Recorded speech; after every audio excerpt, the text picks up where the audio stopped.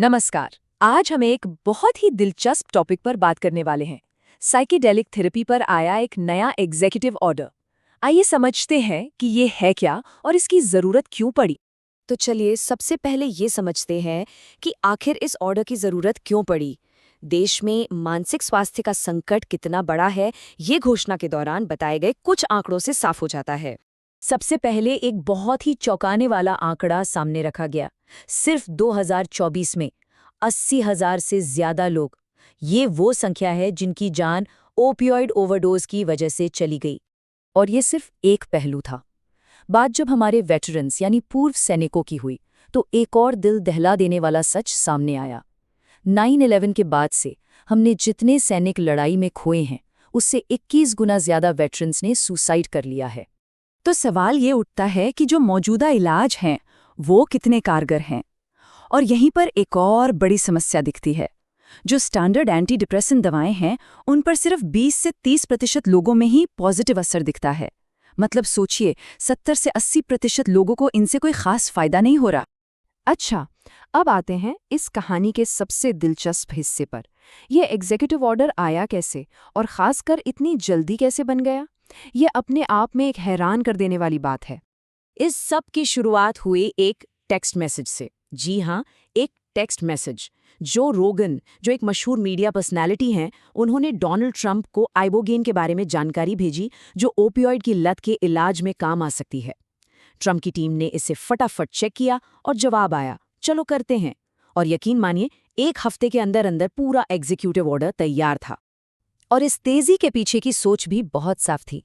जैसा कि Donald Trump ने कहा, जब हम इसे तुरंत कर सकते हैं तो 3-4 साल या सच कहूं तो 10 साल इंतजार क्यों करें। तो ये एक्शन फौरन लिया गया। तो सवाल ये है कि ये एग्जीक्यूटिव ऑर्डर असल में करता क्या है, क्या बदलता है। सीधी सी बात है, ये एक नया फ्रेमवर्क, एक नया ढांचा तैयार करता है ताकि ये नए इलाज लोगों तक तेजी से पहुंच सकें। इसे आसान भाषा में समझे तो ये ऑर्डर साइकेडेलिक थेरेपी के लिए एक तरह का फास्ट ट्रैक बना रहा है। इसका मकसद है कि जो इलाज कारगर साबित हो रहे हैं वो सरकारी लाल फीताशाही या ब्यूरोक्रेसी में फंसकर न रह जाएं। इसमें कुछ बहुत ही खास बातें हैं। जैसे एफडीए को निर्देश दिया गया है कि वो ब्रेक थ्रू थेरेपी वाली साइकिडेलिक्स की समीक्षा तेजी से करे। एफडीए और वेटरन्स अफेयर्स के बीच डेटा शेयरिंग को बेहतर बनाने की बात है। और तो और राइट टू ट्राई कानून के तहत लोगों को इन इलाजों तक पहुंचने में भी आसानी होगी। अब इस पूरे एक्शन को सही ठहराने के लिए 2 मजबूत पिलर्स सामने रखे गए। एक तरफ हैं लोगों की अपनी कहानियां, उनके अनुभव, और दूसरी तरफ है साइंस, जो ये बता रहा है कि ये थेरेपी काम कैसे करती हैं। इस इवेंट का सबसे इमोशनल हिस्सा था वेटरन्स की कहानियां। जैसे एक पूर्व नेवी सील रॉब ओनील ने बताया कि कैसे इस थेरेपी ने शराब के साथ उनके रिश्ते को ठीक किया और सचमुच उनकी जान बचाई। और ये सिर्फ इमोशनल कहानियां नहीं हैं, इनके पीछे ठोस साइंस भी है। एक एक्सपर्ट ने बताया कि जानवरों पर हुई स्टडी में देखा गया है कि इसकी सिर्फ एक डोज से ही दिमाग में वो रास्ते फिर से बन जाते हैं जो किसी बीमारी या ट्रॉमा की वजह से खराब हो गए थे। मतलब ये कि दिमाग खुद को हील कर सकता है। तो देखिए, यहाँ पर हमें 2 अलग-अलग दुनियाएं दिख रही हैं। एक तरफ है हमारा पुराना सिस्टम, रोज एक गोली खाओ, जिंदगी भर दवाई लो और फिर भी सिर्फ लक्षणों को दबाते रहो। और दूसरी तरफ है ये नया तरीका, एक बार का इलाज जिससे शायद हमेशा के लिए राहत मिल जाए और जो बीमारी की जड़ पर काम करे।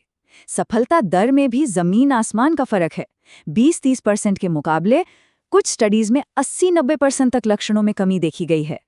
अब सबसे बड़ा सवाल, ये सब तो ठीक है, लेकिन ये इलाज आम लोगों तक पहुंचेगा कैसे और कब? तो अधिकारियों ने इसका भी एक रोड मैप सामने रखा है।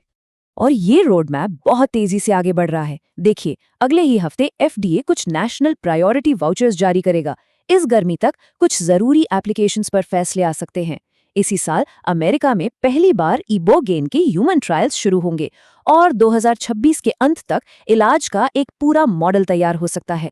लेकिन हाँ, एक बात बिल्कुल साफ कर दी गई है, ये कोई ऐसी दवा नहीं होगी जो केमिस्ट की दुकान पर मिल जाएगी।